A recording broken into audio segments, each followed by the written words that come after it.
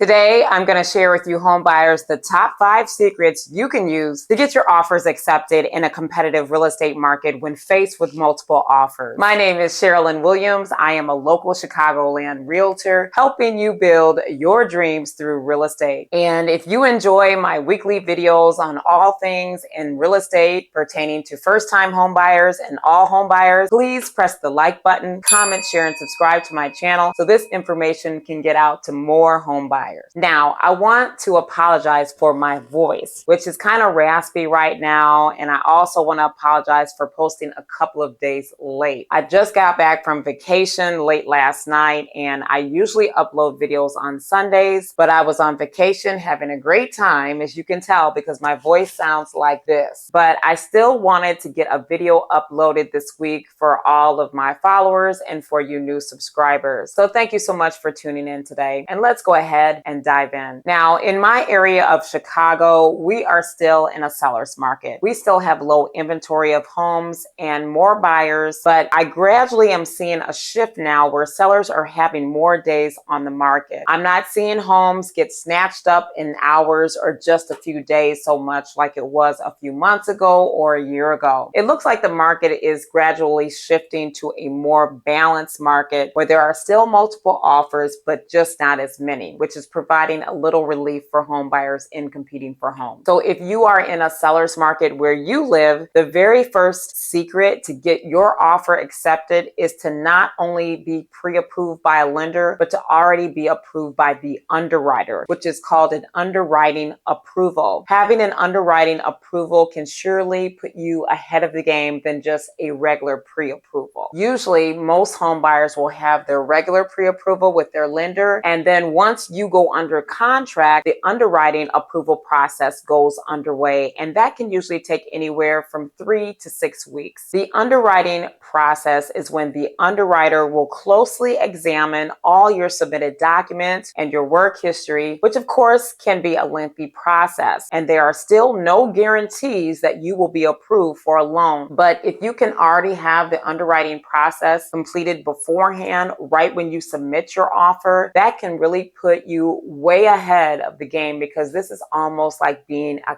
cash buyer. And then all you would really have to do is just wait for the appraisal. And a home seller would love to have a home buyer that's already been approved through the underwriting process, because that means that you are a solid home buyer, and more than likely the seller doesn't have to worry about the deal falling apart because it's already been approved. This is a great way to really make your offer stand out, and you could also do a quick close, which many sellers would love. But in this case, you must be sure the lender that you work with can do an underwriting approval, because not every lender can do this. So if you are interested in being completely approved by underwriting, please be certain that the lender you use does this procedure. Now, my second secret is to have your agent contact the listing agent immediately. Once you decide to make an offer on a home, your agent should not hesitate to call up that listing agent and talk to them, being friendly and building up rapport. Because of course, if your offer is accepted, the two agents will be working together to get both you and the home sellers to the closing table. Now, when your agent makes the call to the listing agent, they need to put in good words on how much you love the home. They need to find out if there are any special requests that the seller is looking for, like a quick close, or do they need, more time to move out of the home. And they need to ask any other questions of what the home seller may be looking for, so it can be written into your offer. And then of course, your agent needs to tell the listing agent that they will be submitting your offer very soon, so the listing agent can expect to see your offer and not miss it. Now, when I submit an offer for my clients, I always ask the agent to confirm receipt, because